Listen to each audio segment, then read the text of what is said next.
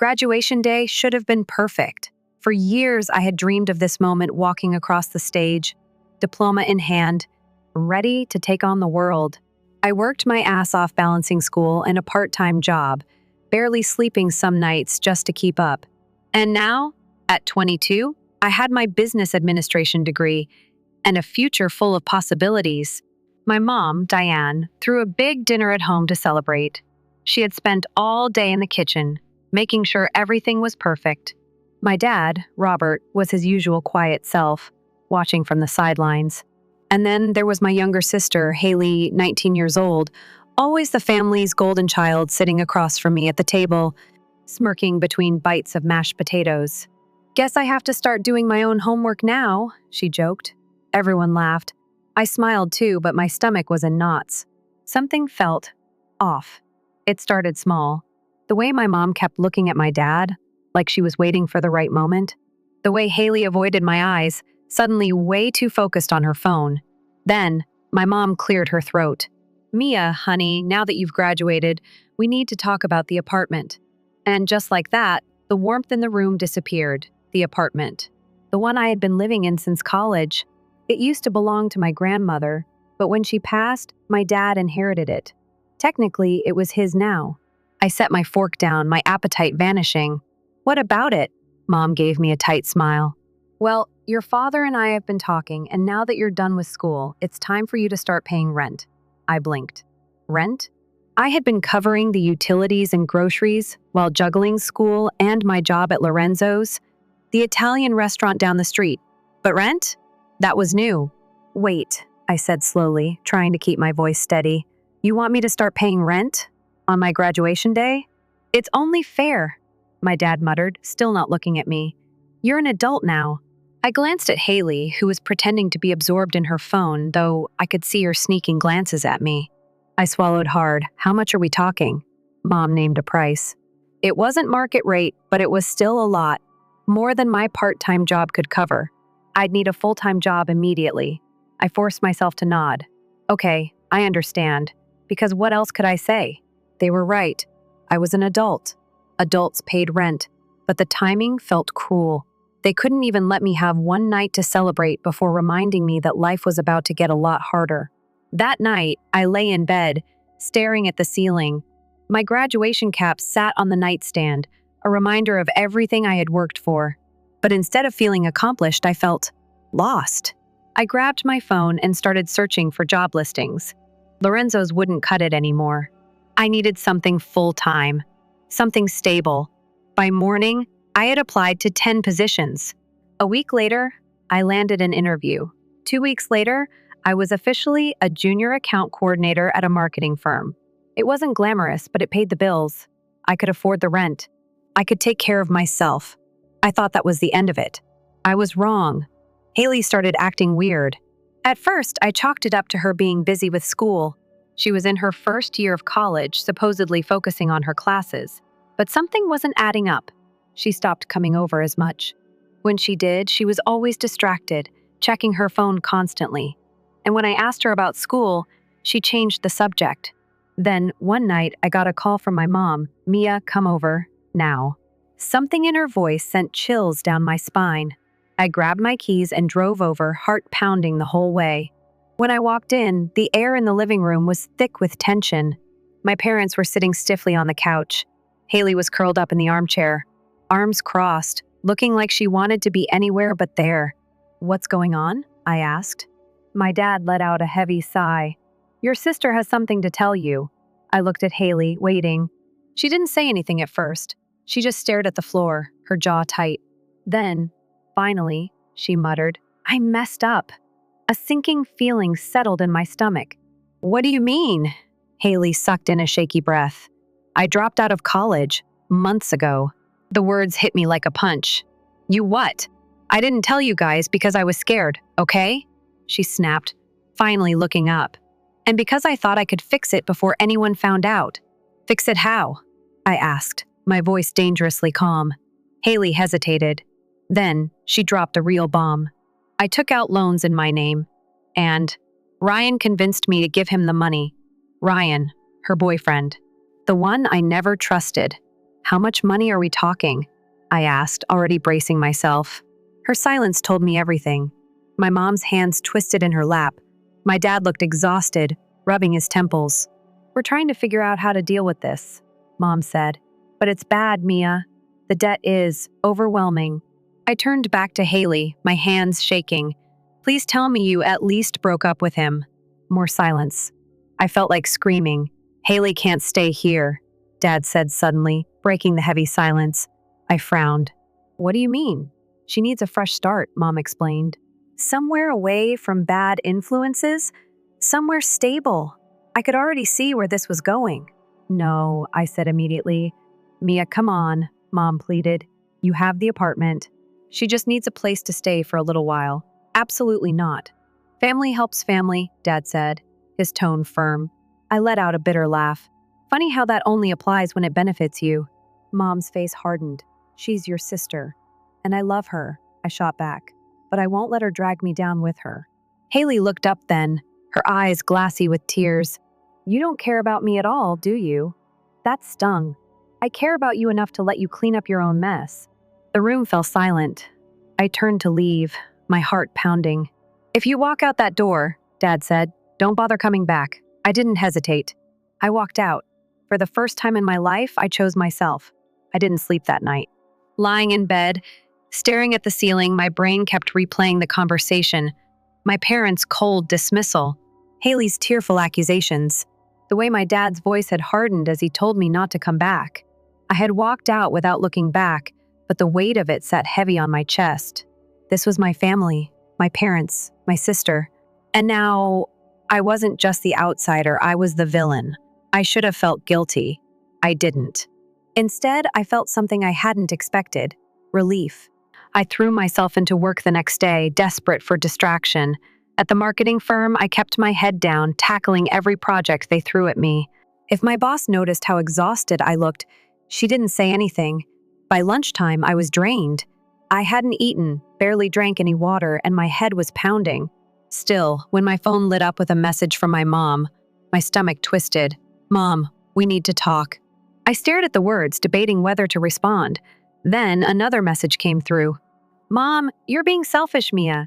Haley needs you. She's your sister. Not a single apology. Not even an acknowledgement of what they had done.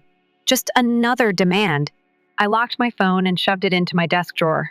Days passed, then a week, then 2. I heard nothing. No calls, no texts, no last-ditch efforts to convince me to change my mind. It was like I had been erased. At first, it stung. I kept expecting my dad to reach out, maybe soften enough to say anything to bridge the gap. But nothing came, so I focused on myself. With no one else to worry about, I started thinking about what I wanted. I spent extra hours at work, saved money, even looked at new apartments. Something bigger. Something that actually felt like mine. For the first time in years, I wasn't waiting for the next family obligation to pull me back in. It was freeing. But then, just when I thought I was finally moving forward, my past came knocking. It was a Friday night when my phone rang. I almost didn't answer. The number wasn't saved, but something told me to pick up. Mia? Haley's voice was small, weak. I sat up straight, gripping the phone tighter. What do you want? She sniffled. I don't know where else to go. The words hit me like a punch to the gut. What happened? I asked, my voice sharper than I intended. Mom and Dad kicked me out. For a second, I thought I misheard her. What? They're done with me, she said, her voice cracking. They said they've done enough. That I need to figure things out on my own. I barely registered the words. The same parents who had disowned me for refusing to take care of Haley had now thrown her out too. I should have felt bad for her. I didn't. I felt vindicated. Where are you? I asked. At a bus stop. I have nowhere to go, Mia. Please, I cut her off. What about Ryan? Silence. Then, he's gone. Of course he was. I let out a slow breath, pinching the bridge of my nose. I had spent months cleaning up other people's messes, and now they were dumping another one at my feet. I'm sorry, Haley, I said, my voice calm, but I can't help you. She let out a choked sob. You don't mean that. I do. For the first time, I truly did. You've always had a safety net, I continued. Mom and Dad cleaned up every mistake, let you get away with everything. You don't know what it's like to stand on your own. Now's your chance to learn. Mia, please, no, Haley. A shaky breath on the other end. I hate you, she whispered, and then she hung up. I stared at my phone for a long time, my chest tight. I should have felt guilty. I didn't. Because this time, I was choosing me. That call was the last time I heard from Haley. Through mutual friends, I found out she moved in with an old high school friend, sleeping on their couch. She picked up a retail job. It wasn't glamorous, but it was something. I wasn't going to be the one to save her, and I think for the first time she realized that. As for my parents, silence. Complete, deafening silence. I had been erased. But instead of hurting, instead of feeling empty, I felt free. 2 months passed. 2 months of complete silence from my parents. 2 months without Haley's dramatic texts or guilt trips. 2 months of finally breathing without feeling like someone was waiting to pull me back under. At first, it was strange. I had spent so long being the responsible one, the fixer, the one who carried everyone else's weight. Now, it was just me. No one asking for money. No one expecting me to clean up their mess. And honestly, it felt incredible. I doubled down at work, proving myself in ways I never had time for before. My boss noticed. She started trusting me with bigger projects. One day, she called me into her office and handed me a promotion offer. More money, more responsibility, a real chance to build something for myself. I signed the contract before she could even finish talking. That night, I stood in my tiny apartment, looking around. The place had never really felt like mine, not in the way I wanted. The furniture was old, leftovers from my parents' storage. The walls were bare. Everything about it felt temporary, like I had been waiting for something else to happen. But now, I was ready. I spent the weekend apartment hunting. By Sunday night, I had signed a lease on a new place, a modern one-bedroom downtown. It had big windows, a sleek kitchen, and a ridiculous rent price I could actually afford now. For the first time, I wasn't just surviving. I was thriving.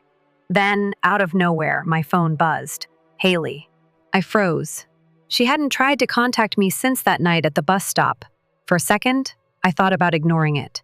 But curiosity got the better of me. I opened the message. Hey, that was it. Just hey.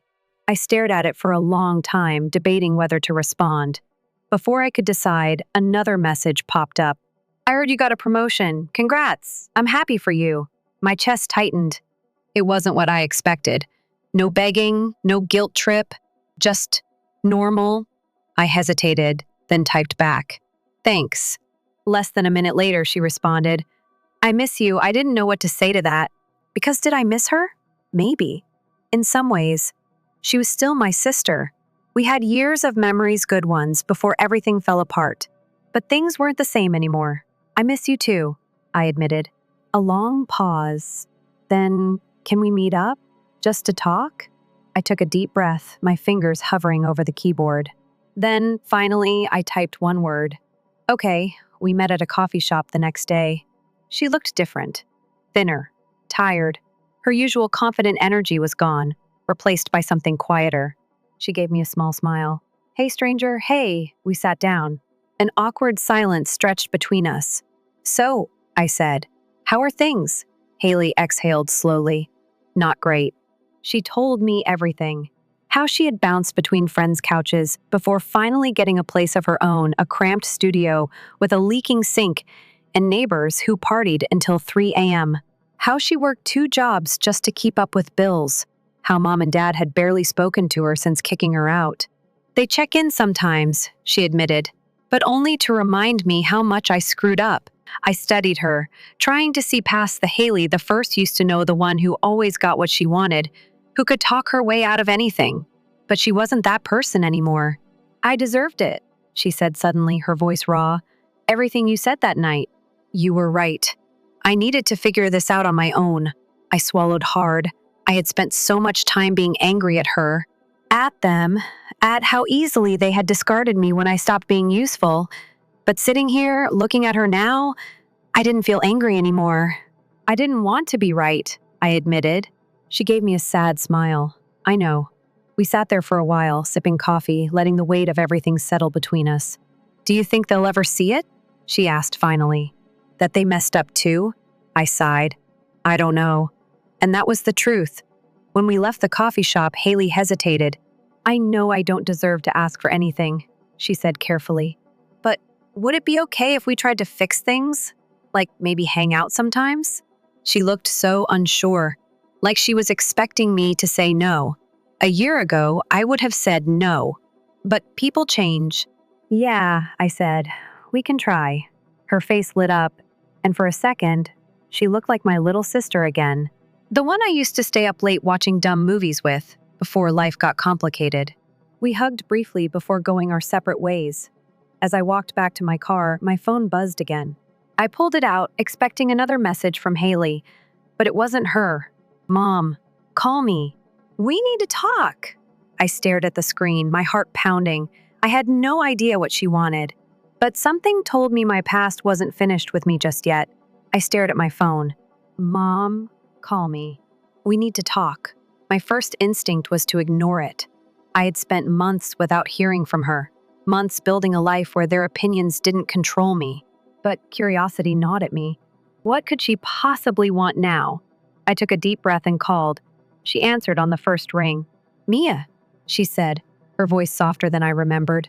I'm glad you called. What do you need? I asked, skipping the small talk. A sigh. Can you come over? I hesitated. Every time I had walked into that house, I had left feeling worse than before. But something in her voice made me say, fine. I'll be there after work. Walking up to my parents' house felt surreal. It looked exactly the same neat lawn, porch light flickering slightly, but it didn't feel like home anymore. Dad was sitting in his usual chair when I walked in. He looked older, more tired. Mom stood by the kitchen, arms crossed, like she was bracing for a fight. It's been a while, Dad said, his voice gruff. Yeah, I replied, keeping my tone neutral. Mom gestured to the couch. Sit, please. I sat, waiting. We need your help, she said finally. I almost laughed. Of course they did. With what? I asked, already knowing I wasn't going to like the answer. Mom and Dad exchanged a glance. Then she spoke. It's Haley, she said. She's struggling. I frowned. She's working. She has a place. She's figuring things out. She's barely making ends meet, Dad cut in. She's exhausted, and she can't keep living like this. I crossed my arms. So what do you want me to do? Mom sighed. We think you should let her move in with you. Silence. Then I let out a sharp laugh. You're kidding. Mia, be serious. No, I snapped. You don't get to do this. You threw me out when I wouldn't take care of her. Now that you're tired of dealing with it, you want me to step in? Again? Mom's lips pressed into a thin line.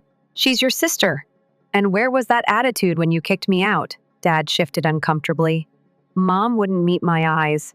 We thought you'd understand, she murmured. Understand what? My voice rose. That you only value me when I'm useful? That I was never your priority? That the only time you reach out is when you need something? They didn't respond. I stood up. No. Mom's face twisted in frustration.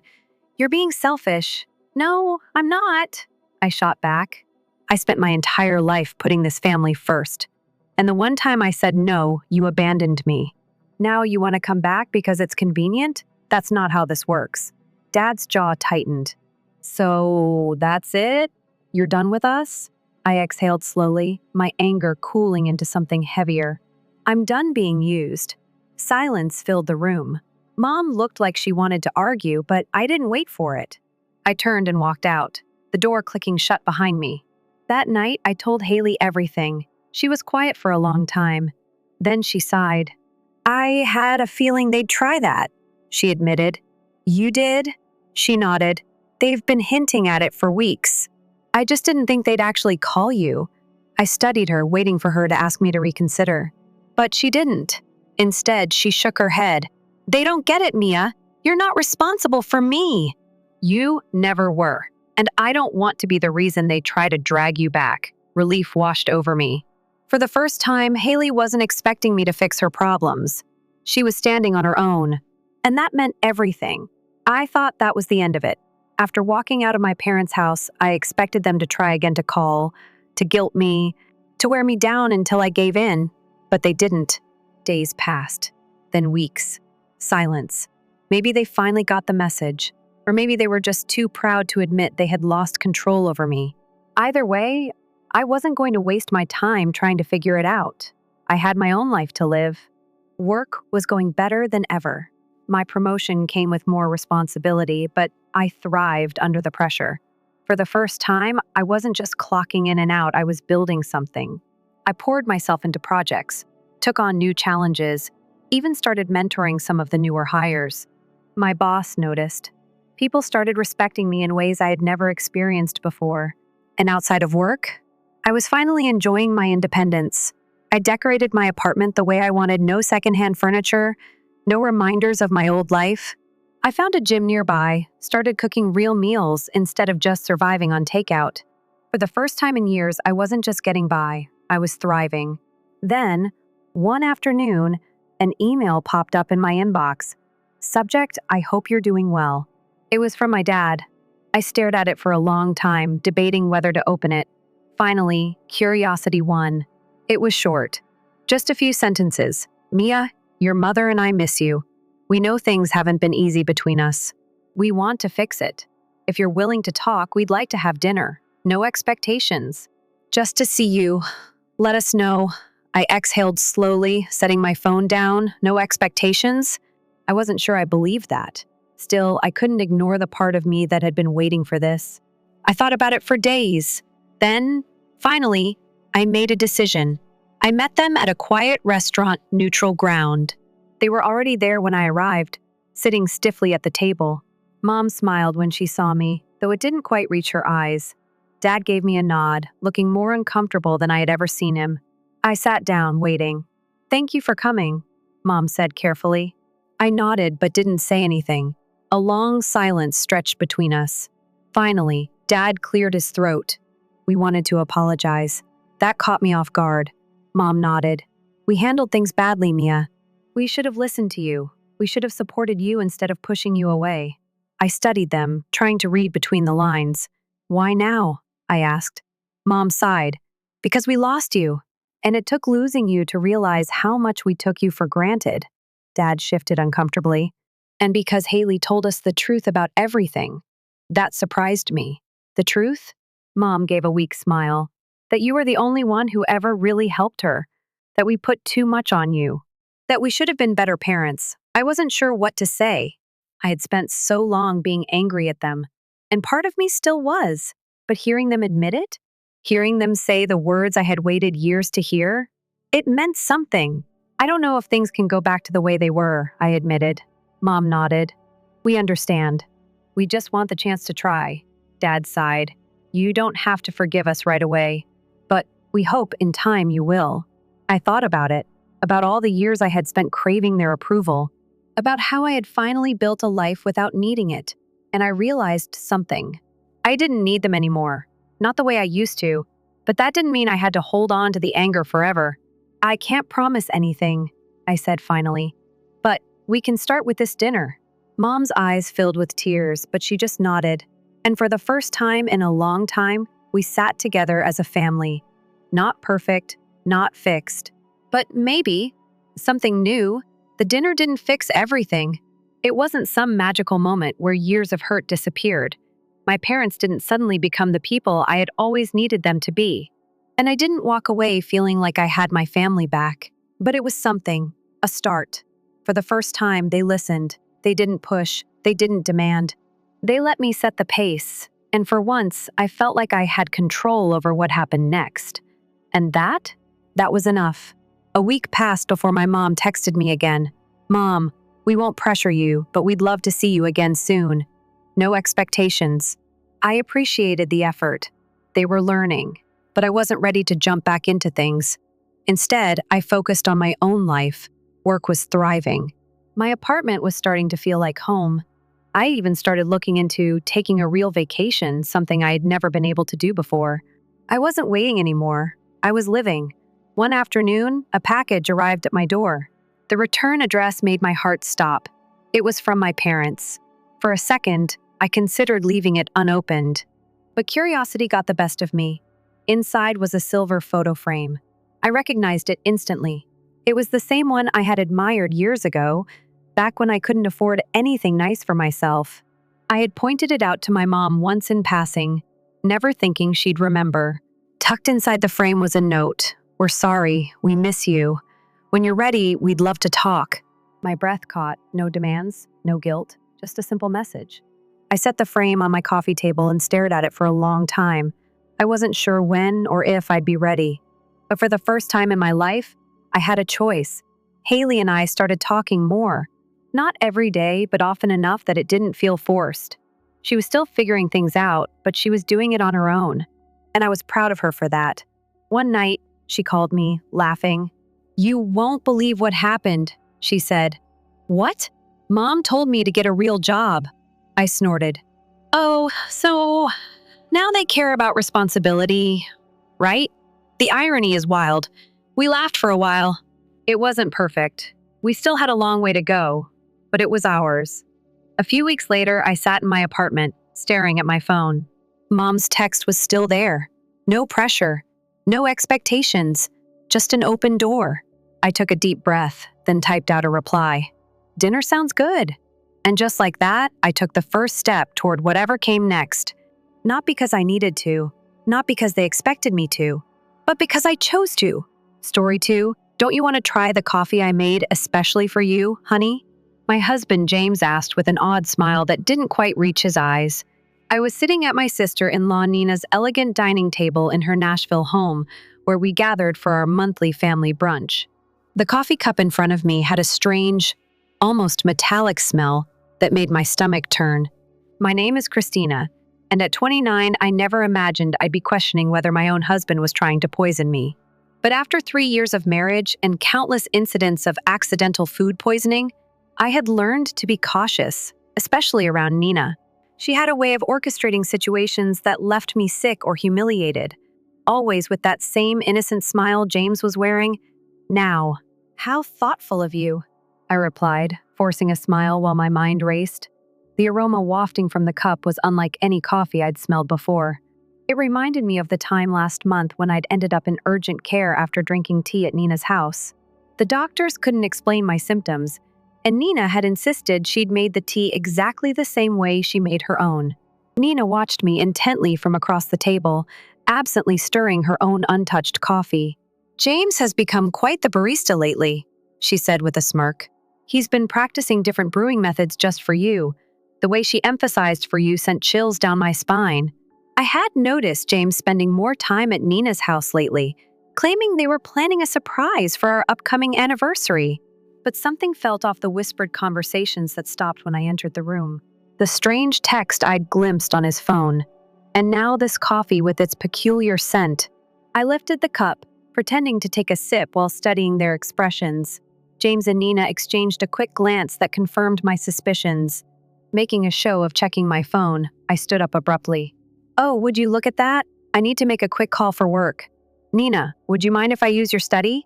As I walked past Nina's place setting, I deliberately stumbled quickly, switching our coffee cups in the confusion of studying myself.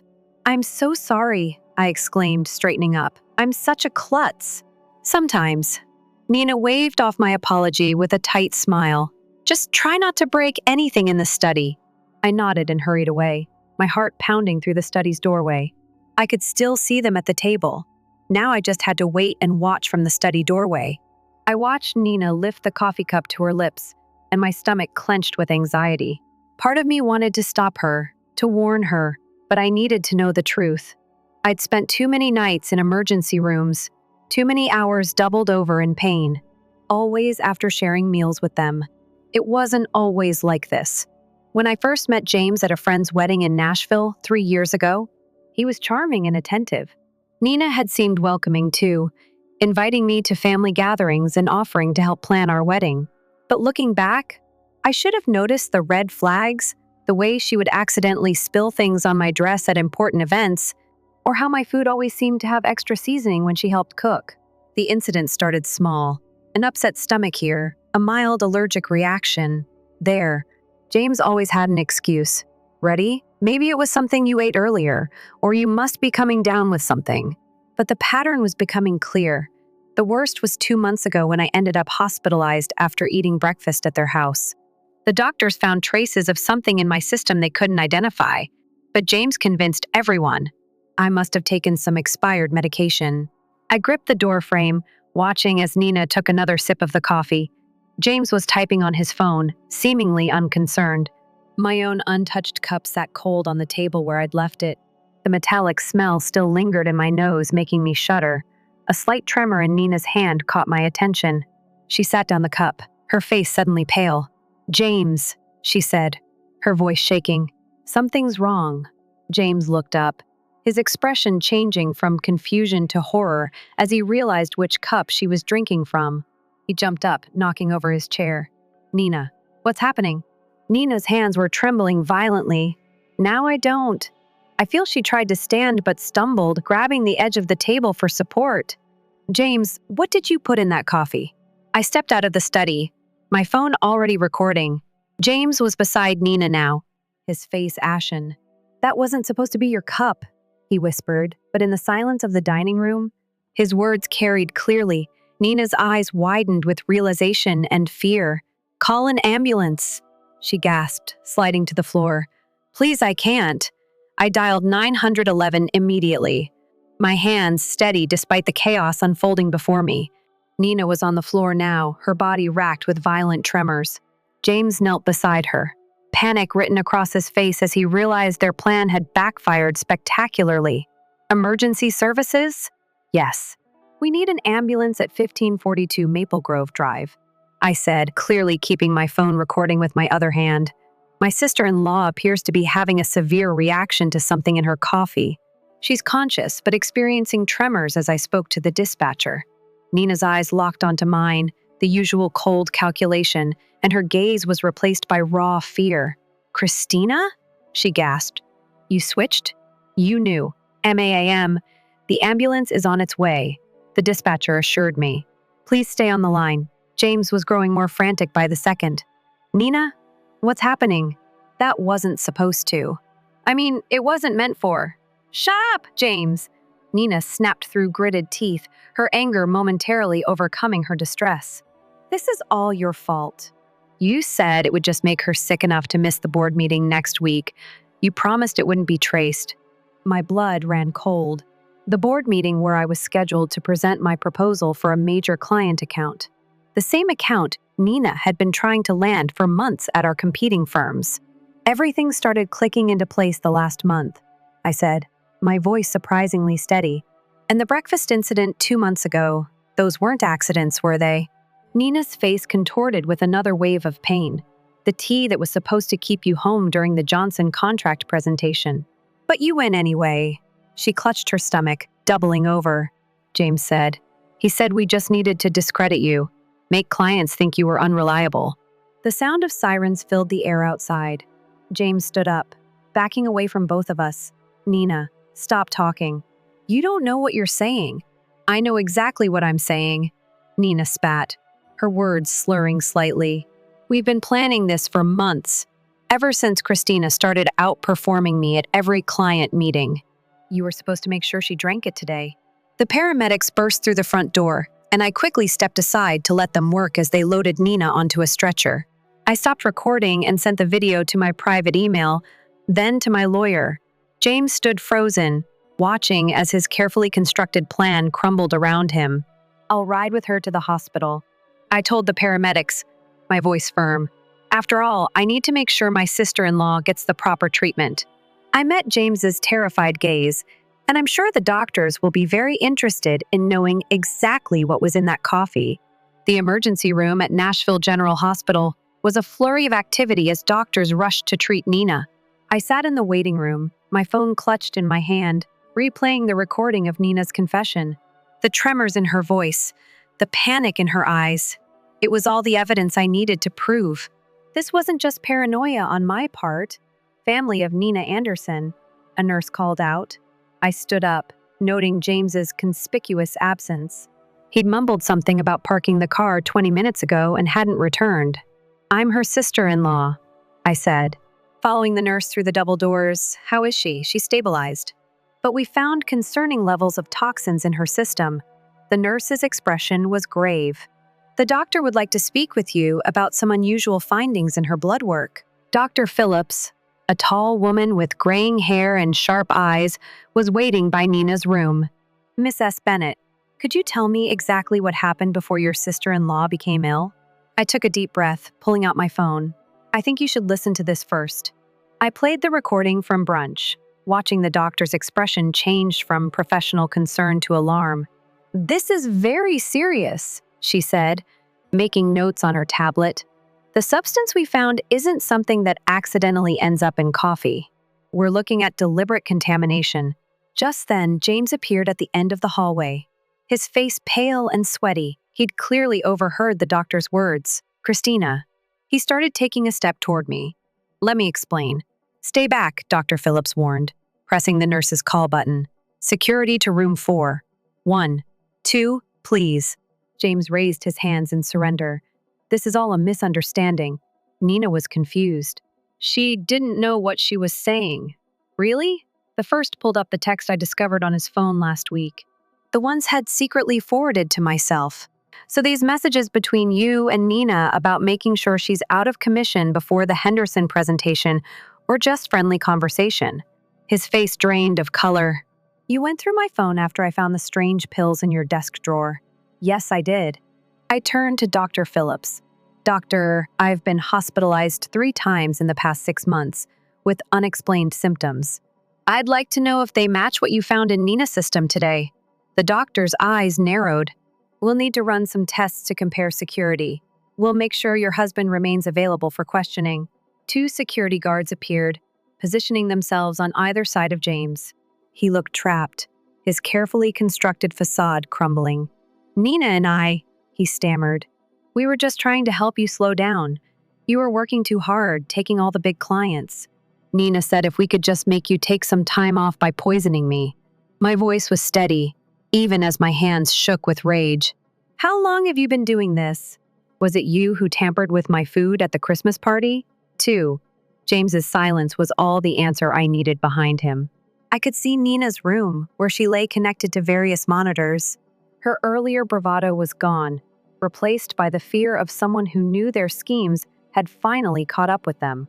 Detective Mendoza is on her way, Dr. Phillips said quietly. She'll want to take statements from everyone involved. I nodded, feeling a strange sense of calm. The truth was finally coming out, and there was no going back. Detective Mendoza arrived within the hour, her presence commanding attention in the sterile hospital corridor. She was a seasoned investigator who specialized in domestic abuse cases, and she listened intently as I played the recording from brunch and showed her the text messages. Miss S. Bennett, she said, reviewing her notes. You mentioned previous hospitalizations. Can you tell me more about those incidents? I pulled out my phone again, opening a document I'd been quietly maintaining for months. The first time was in February after a dinner at Nina's house. I had severe stomach pains and dizziness. The second was in April, the tea incident, and then in June, after breakfast with them. My voice remained steady as I continued. Each time the symptoms were similar, but just different enough that the doctors couldn't pinpoint a cause. The detective's eyes narrowed as she looked at my detailed log of dates, symptoms, and circumstances. And you've been keeping records ever since I noticed the pattern. I hesitated before pulling out another phone from my purse. I also started carrying a backup phone with a different number. I used it to record conversations when I was around them. I have several where Nina and James discuss their plans, though they're careful not to be explicit. In one of the recordings, Nina's voice came through clearly. The Henderson account is worth millions, James. We can't let her ruin everything we've worked for. Just stick to the plan. A few days of illness should be enough. James. His response was equally damning. I've got something stronger this time. She won't make it to the presentation. Detective Mendoza's expression hardened as she listened through the window of Nina's room. I could see my sister-in-law was now awake, looking significantly less confident than she had at brunch.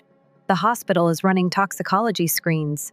The detective informed me Dr. Phillips has already identified several substances that don't occur naturally. We'll need samples from your home as well. A commotion down the hall caught our attention. James was arguing with the security guards, his voice rising in desperation. "I need to speak with my wife," he shouted. "Christina, please." "You don't understand. We were trying to protect you." Detective Mendoza stepped between us. "Mr. Bennett, you're not helping your case. We've already found evidence of premeditated." "Premeditated?" James laughed, a hollow sound that echoed through the corridor. "We were just trying to slow her down. She was working herself to death, taking all the major accounts. Nina said if we could just make her take some time off by poisoning her." Detective Mendoza's voice was sharp. "That's not protection, Mr. Bennett. That's attempted murder." The color drained from James's face. "Murder? No, that's not. We never meant to." "Then what exactly did you mean to do?" I asked, my voice surprisingly calm. "When you put something in my coffee this morning, what was supposed to happen?" James's silence spoke volumes. Behind him, I could see Nina watching through her hospital room window, her face a mask of fear and calculation.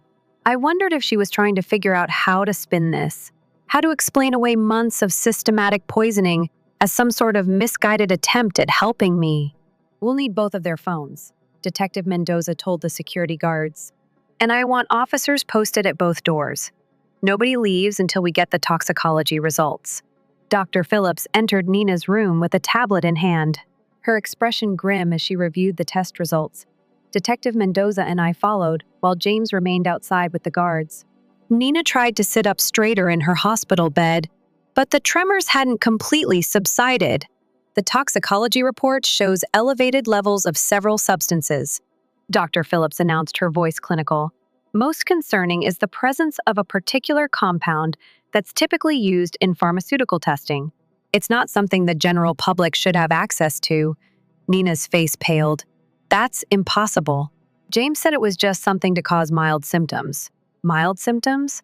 Detective Mendoza interrupted, taking out her notebook like the ones your sister-in-law experienced over the past 6 months. The door opened and another detective entered holding an evidence bag. "We found these in Mr. Bennett's office desk at the Anderson marketing firm," he reported, presenting several small bottles with clinical labels, along with detailed notes about dosages and reactions. I felt my knees weaken as I realized the full scope of their plan. "You were documenting everything like some kind of experiment." "It wasn't like that," Nina protested, but her voice wavered.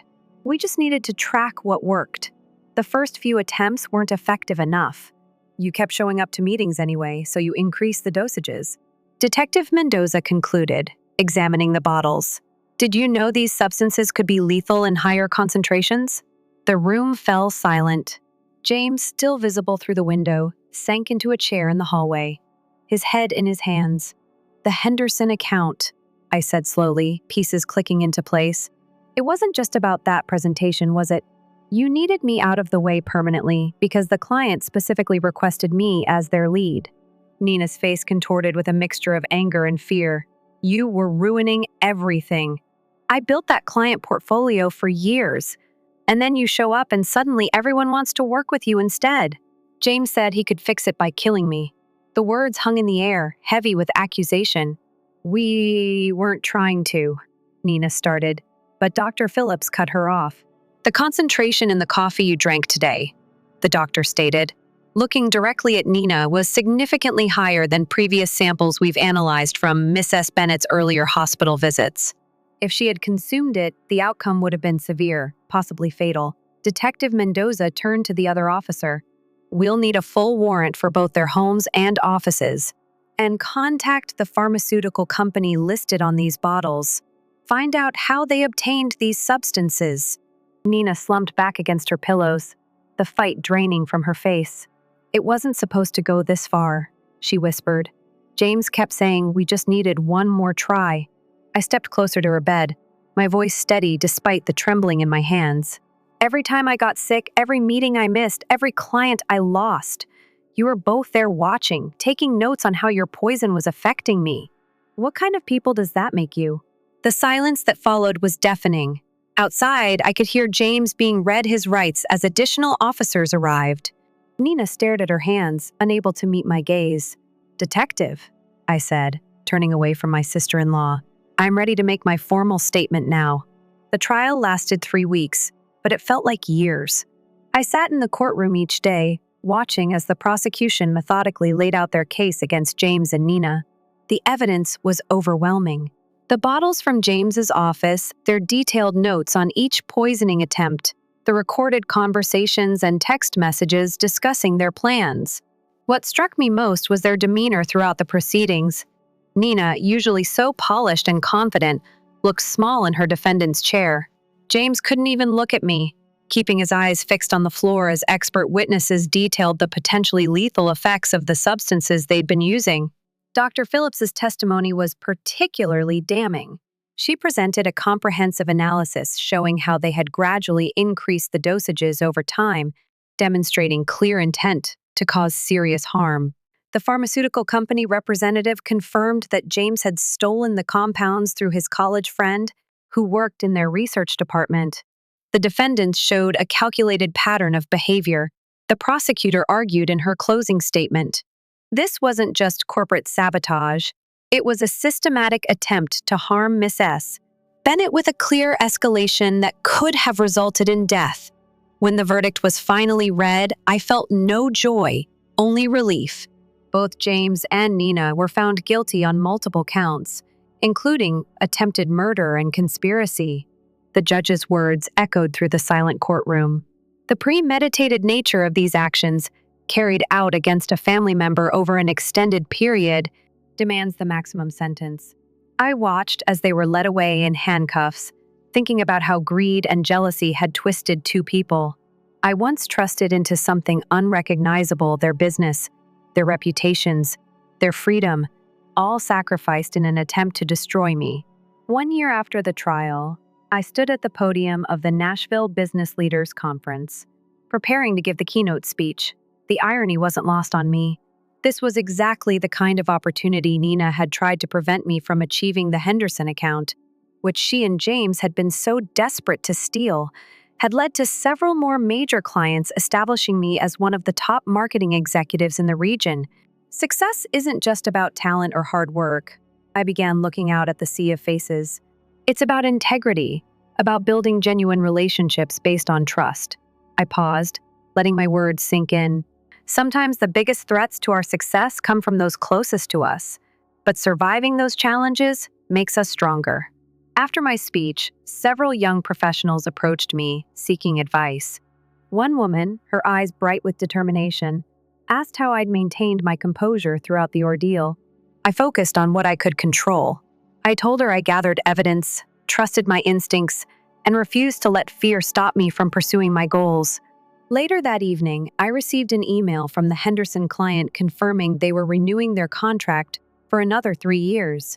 I smiled, thinking about how differently things might have turned out if I hadn't trusted my instincts that day at brunch. The local paper had run a small article that morning about Nina and James beginning their prison sentences. I didn't read it. Instead, I focused on the proposal for my newest client project, knowing that the best revenge wasn't about getting even. It was about moving forward and succeeding despite those who tried to hold you back. Story 3, I'm Kate, and I was raised in a modest home that was always filled with the aroma of freshly baked bread. After school, I enjoyed helping Dad knead bread at the family bakery that he inherited from his parents. Mom was different. She was a genuine tour, constantly dressed in snappy clothes and shoes, bringing in more money than Dad ever did. "Kate, come prepare the table." One evening, Mom called. I was ungainly and gangly at 12, more interested in reading than anything else coming. I shouted back, dog-earing my page as I laid out the plates. I heard them start up again. "John, another slow month." Mom's tone was brimming with contempt. "When are you going to straighten up?" Dad's response was kind. "Sarah, please, not in Kate's presence." "Oh, who gives a damn?" Mom lost her temper. She ought to be aware of her father's lack of success. I held onto the table's edge and forced myself to hold back my tears. In our home, this was a typical occurrence. Mom insulting Dad. Dad is attempting to maintain harmony. Mom was upset over more than money, and I knew it. She was stuck in a life she didn't desire. Mom barked at Kate, "Where's my wine?" I hurried to pour a drink for her. As I put it down, my hands were shaking. Some splattered across the tablecloth. Mom's eyes blinked. "You're a worthless girl. Is there nothing you can do correctly?" Dad stepped in. "Sarah, it's only a little wine. No harm done." Mom gave him a fierce look. "You treat her too leniently. It's no surprise that she's becoming as pitiful as you." I fled to my room, burying my face in my pillow. I had a deep affection for my father, but I didn't understand why he tolerated Mom's behavior. For my part, I had mastered the art of being as discreet and silent as possible. The next morning, I awakened to find the home unnaturally silent. No click of Mom's heels, no scent of bread baking. Dad was seated at the kitchen table, his face pale, as I slipped downstairs. "Mom, where are you?" I inquired. But I had a strong feeling that I already knew the answer. Dad wordlessly handed me a note in Mom's exquisite handwriting. "I can no longer do this, John," it said. "I'm taking Richard with me. I can have the life I deserve thanks to him, not this little town." "Not at all, Kate. Don't waste your time looking for me. I don't need dead weight like you." "You're a loser, John. Additionally, you have transformed our daughter into one. Farewell and goodbye." I felt as though I had been hit in the gut as I gazed at the page. Mom had left. She'd abandoned us, calling Dad a loser and me useless. And her farewell picture. The ensuing months were a haze of court cases and psychological distress. Dad filed for divorce and petitioned to have Mom's parental rights revoked. As we waited for Mom to arrive, I recall sitting in the chilly courthouse with my sweating hand gripping my dad's. She didn't. As the grown-up spoke, I lost myself in my thoughts, experiencing glimpses of abandonment. An incompetent parent. Dad squeezed my hand after it was done. "Done," he murmured quietly. "Katie, your mother's parental rights have been terminated and the divorce is final. Now it's just the two of us." With a mixture of relief and regret, I nodded. After that, life became more difficult. Even though he was just 12, Dad put in a lot of labor and worked long hours in the bakery. Most of the housework was done by myself. After doing my homework when I got home from school, I would begin making supper and doing the wash. This pattern lasted for 3 years. Then everything changed once again on this day, which was after my 15th birthday. One day, Dad arrived home. His expression was a mixture of shock and sorrow. "Uncle Pete died," he murmured, slumping into a kitchen chair. "I'm very sorry, Dad," I murmured, embracing him firmly. He gave me a hug in return, then with wide eyes, he withdrew. "You won't believe this, Katie. He left me everything. Nearly $300,000. His sole surviving relative is me." Dad figured it out quickly, but I'm not sure what to do with it all. He used some of the funds to extend the menu and upgrade the bakery's equipment. Our small bakery became the buzz of the town in a matter of months. Dad brought on more employees. Hours were extended. And before we knew it, he was opening a second site across town. Dad had 3 successful bakeries by the time I was 16. Our concerns about money were vanished. I gave up my after-school employment to concentrate on my education. We even had our first actual vacation, a trip to Europe for 2 weeks. As the years passed by, Mom faded into the background. Although Dad dated from time to time, he never showed any desire in getting married again. I refrained from pushing it. As we were content. High school graduation passed quickly, filled with tears and cap flinging. I had put in a lot of effort, and it had paid off. I was headed to State University to study finance. Dad gave me a little package the morning I was scheduled to go. "What is this?" I asked, opening it to find a key. Dad smiled. "Your graduation present. It's an apartment close to the university. No more worrying about dorm life or rent." I gazed at him, stunned. "I can't, Dad. This is excessive." I protested, but he waved me away. "Katie, you deserved it. Go now and make me proud." College went by quickly. Determined to take advantage of the chance my father had given me, I immersed myself into my studies. I was working as an intern at nearby financial businesses while I wasn't in class or studying. I had a junior financial analyst position lined up by the time I graduated. I was standing in front of my apartment mirror, smoothing my blazer on my first day of work. Kate, you've got this. I spoke to my own mirror. Make your father proud. Although the work was difficult, I enjoyed it. Every bonus, a rise I earned, I invested rather than squandered. Dad's voice rang in my brain. Katie, money makes money. Use it wisely. Years went by. Those wise investments paid off by the time I turned 32. In addition to the apartment where I lived, I also owned 2 other apartments that generated consistent rental income. It was a nice life. Then came the call that made all the difference. Katie. There was tension in Dad's voice. Would you be able to visit? I need to discuss something with you. He appeared older than I had ever seen him when I saw him seated at his kitchen table. What is it, Dad? I inquired, my gut clenched with fear. He inhaled deeply. Honey, it's cancer. Pancreatic? Stage 4. Everything shook on its axis. No, I muttered. There must be an error. However, there wasn't. A terrible roller coaster of therapies, remissions, and relapses characterized the next year. I spent every free time at the hospital or at Dad's house, preparing his favorite cheese soup, even when he was too ill to eat it. Dad was seated in his favorite armchair when I got to his place one cool day. His expression was solemn. He patted the seat beside him and said, Katie, we need to talk. I was given a maximum of 6 months by the physicians. I shook my head angrily and said, No, they're incorrect. A second opinion will be obtained. Well, he said gently, interrupting Katie, it's all right. I've made my peace with it. The bakeries is what I'm selling. Everything's going to you. You'll be set for life. I drew back, wiping my eyes. Dad, I'm not interested in your money. I desire you. He gave a sorrowful grin. I understand, my love, but this is how I can look after you while I'm away. The following 7 months were both painful and valuable.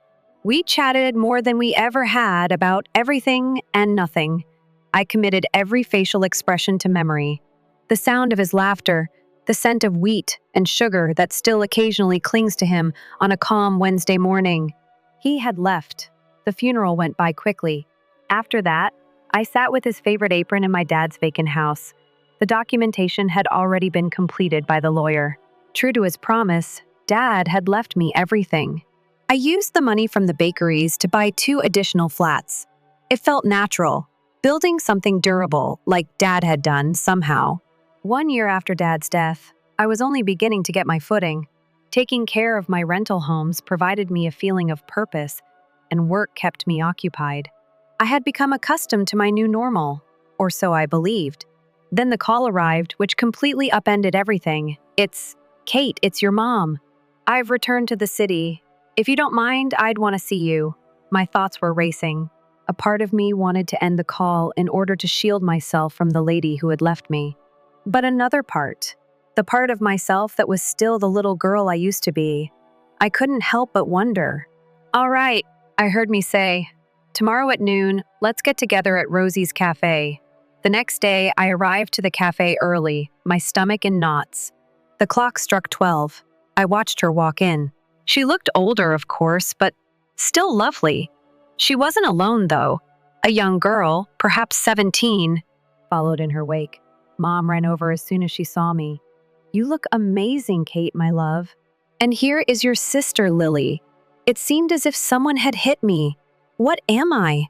As soon as we sat down, Mom began to tell us about how Richard, her boyfriend, had abandoned her soon after Lily was born. How hard it had been for them to get by. How she chose to return back to her hometown to start again. With a hopeful tone, she said, I heard you have a rental property. I wanted to know if perhaps. She faded off, but it was obvious what she meant. I glanced at Lily, who was obviously uncomfortable as she stared at her hands. I thought about Dad, about how he'd always taught me to be kind, even when it was hard. I considered the frightened young girl.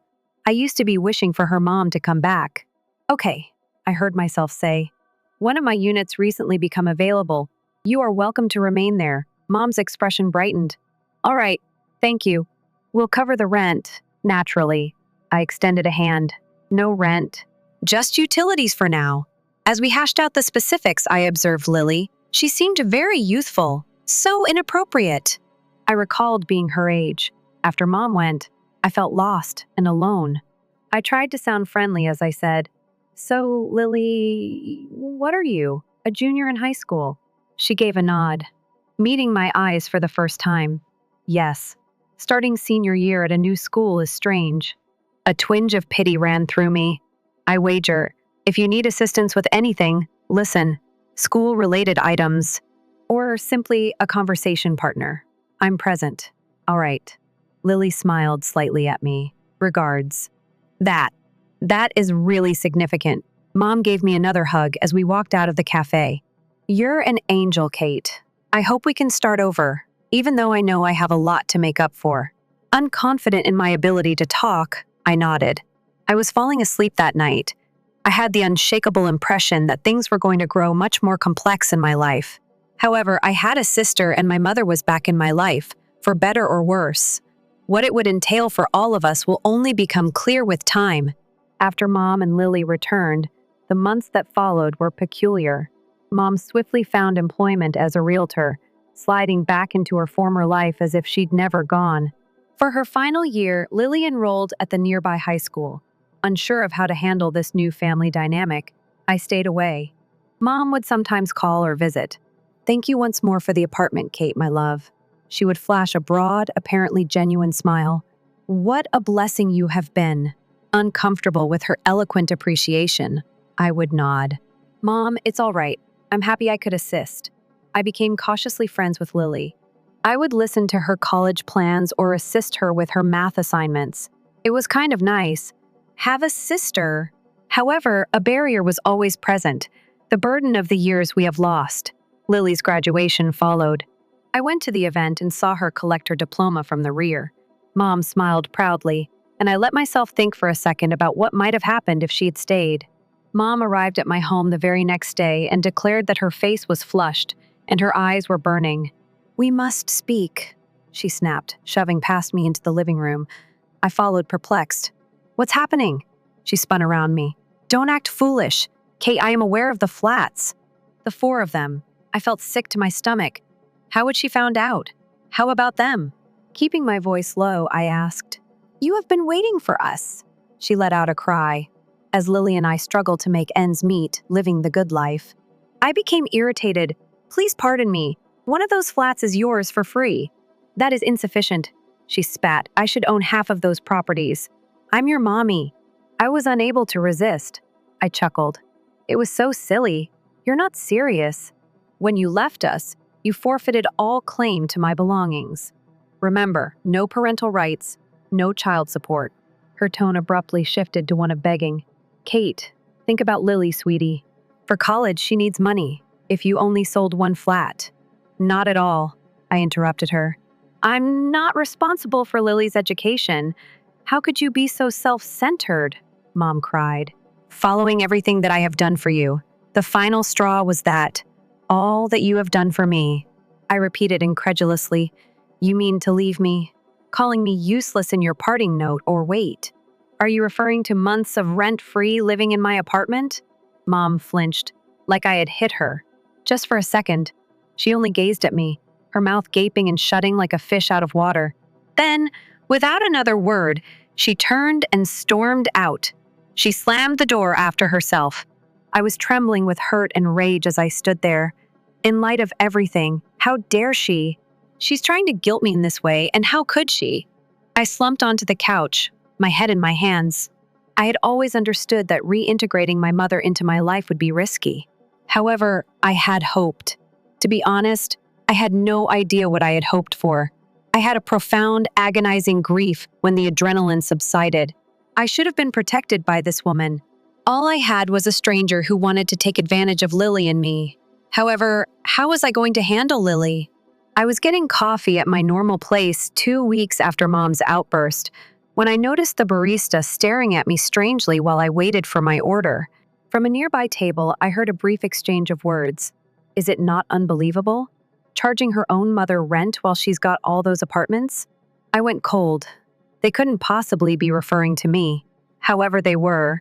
During the course of the next days, I saw more sidelong stares and whispering. Mom had apparently been busy telling everyone who would listen her distorted version of events. The Facebook post followed.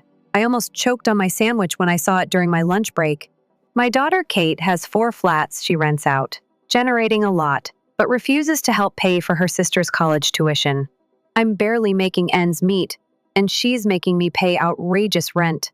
That my own child could be so avaricious and self-centered breaks my heart. Every comment that came in was a knife to my heart. How could she do that to her own mother? What a nasty guy. I always sensed there was something strange about her acquaintances, relatives, even old classmates I hadn't spoken to in years. They all jumped on the bandwagon and shamed me for allegedly being greedy. They all didn't seem to care or remember that this woman had left me when I was a kid. Just when I thought things couldn't get worse, my boss called me into his office. "Kate," he said solemnly, "we need to talk about the problem with your mother. It's starting to affect the company's reputation." I could feel my face getting thinner. "Sir, one can explain." He extended a hand. "I don't need specifics, but I need this resolved fast and quietly. This type of drama cannot be connected to our company. You get it?" I nodded numbly, not trusting myself to speak. "I discovered an email alert regarding overdue utilities for my mother's apartment when I returned to my work." "Fantastic." "Excellent," with trembling hands. I dialed Mom's number. "What are you looking for?" She greeted him with a snap. I inhaled deeply while attempting to maintain a steady voice. "Mom, your apartment's utility bills are past due. We decided you would take care of those." "Do you recall?" She laughed. "Oh, please. All those apartments are bringing in a lot of money for you. A couple of bills are within your means. The point isn't that." With waning patience, I said, "We made a deal." "An agreement?" She cut me off. "Such as the pledge to support your family. That did us a great deal of good." I felt as like everything was falling apart as I sat there with my phone in hand. How could I have allowed this to happen? I made an effort to act morally by being giving and nice. And this is how I was heartbrokenly reimbursed. I arranged an appointment with a lawyer. The lawyer reviewed my case and stated, "Miss Stevens, you have every right to evict your mother. She pays no rent and has no lease. Additionally, you've given her plenty of warning on the utility bills." With a mixture of relief and fear, I nodded. "What must I accomplish?" He handed me a paper. "This is a formal notice of eviction." "Give it to her, and we can file a lawsuit if she doesn't cooperate." I drove to my mother's place with the paper in hand. "My flat? Really?" When I knocked on the door, my hands were shaking. Mom said, her face contorted in annoyance at my presence. "It's you, I see. Have you finally come to your senses about selling an apartment for Lily's college?" "Lily's chosen out her school tuitions due next month." My surprise gave way to rage. "Are you serious now? You're still making expectations despite everything you've done." Mom sneered. "Don't be so dramatic. The least you can do for your family is this." That was it. The final straw. Here, I shoved the eviction notice at her. "You have 30 days to evacuate the premises." Mom's face turned pale as she gazed at the paper. Then she blew up without warning. She cried out, "You are a real jerk," her voice ringing through the flat. "Despite everything I've done for you, I refuse to back down. Everything you've done." "You mean abandoning me, spreading falsehoods about me?" She moved forward, her hand raised. I winced, but the blow did not land. Rather, she spewed abuses in my face while grabbing the front of my shirt. "You are nothing. You hear me? Nothing but a callous, self-centered person." I was able to escape, fumbling for my phone. "That's all. I'm calling the cops." Mom didn't back down even though her eyes widened. She went on with her fury, her remarks growing more savage by the moment. When the police arrived, I was shaking, tears streaming down my face. I calmly explained the situation and showed them the eviction notice. "I advise you to calm down and have a polite conversation with your daughter about this," one officer advised the mother. Mom gave her a polite smirk. "She is attempting to abandon us to the streets." "Miss Stevens," the other officer turned to face me. "This is a civil affair legally. We can't forcefully take her without a court order. I'd recommend attempting to figure things out between yourselves or bringing it to court if necessary." As the police departed, I nodded, feeling defeated. Mom's triumphant smirk made my blood boil. "Will you not do it?" She made fun of it. "You lack the courage to go to court with your own mother." I gazed at her. Despite having given birth to me, this lady had never been a real mother. Something hardened within of me at that same instant. "Observe me," I remarked, my voice low and steady. Before she could answer, when I got to my car, I turned and left. I heard the slam of the apartment door behind me as I drove home. I thought about what lay ahead, a struggle in court, more suffering, more drama. However, it may also be an opportunity to finally escape the poisonous grip my mother held on me. I thought I would throw up on the day of the court hearing. Mom and Lily were seated on the other side of the courtroom when I entered. Lily appeared to want to vanish, and Mom's eyes were swollen and red. Mom put on quite a show as the events got underway. As she spoke to the judge, her voice broke and she sobbed uncontrollably. "Your Honor," she sobbed, "my kid has grown so cold-hearted. She is attempting to abandon her own sister and mother." I tightened my hands and forced myself to remain composed after everything I had done for her. Then my lawyer stood up and I felt a sense of relief rush over me. "Your Honor," he said in a steady, assured tone, "I want to show you some evidence that shows the situation in a completely different light." He continued to bring forth the facts. Mom's parental rights were terminated. She failed to pay child support, and she abandoned me when I was 12. He presented the judge with the records of the unpaid utility bills and the rent-free agreement. He wasn't finished, though. "Furthermore, Your Honor, we have information that Miss S. Stevens is not, in fact, in the grave financial difficulties she describes." Mom's eyes widened and her head jerked up. My attorney went on. "Miss S. Stevens owns an apartment in another city bequeathed to her by her previous boyfriend. She presently earns a sizable monthly income from renting out this house." The courtroom became quiet. With a severe frown, the judge turned to face Mom. "Do you believe this, Miss S. Stevens?" Mom was looking pale. Before whispering, she opened and closed her mouth many times. "Indeed, Your Honor." When the judge handed down his decision, his voice was icy. "The eviction is granted by this court. Miss S. Stevens will also reimburse the rent for the month she lived in the flat for free. Your behavior, Miss S. Stevens, is absolutely unacceptable. This case is closed." The gavel crashed down with a thud that seemed to resonate through my entire body. As we exited the courtroom, it was over with one. Lily was visible to me.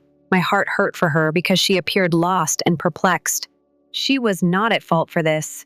I stepped over to her, disregarding Mom's wrath. "Lily?" I said quietly. "I'm sorry this is what happened. Get actual help if you need it. I'm still available to you." "All right." With tears in her eyes, she nodded. "I apologize, Kate. I didn't know." I smiled sadly at her and turned to go, feeling as though a burden had been removed. Within the next weeks, my apartment was vacated by Mom and Lily. Rumor had it that they had moved to live on Mom's other property. They didn't get in touch with me, and I didn't try to get in touch with them. Recollections of the previous few months raced through my head as I stood in the now empty apartment. When Mom returned, I felt a sense of hope, the pain of her betrayal, the legal case's tension, but underneath it all, I felt free.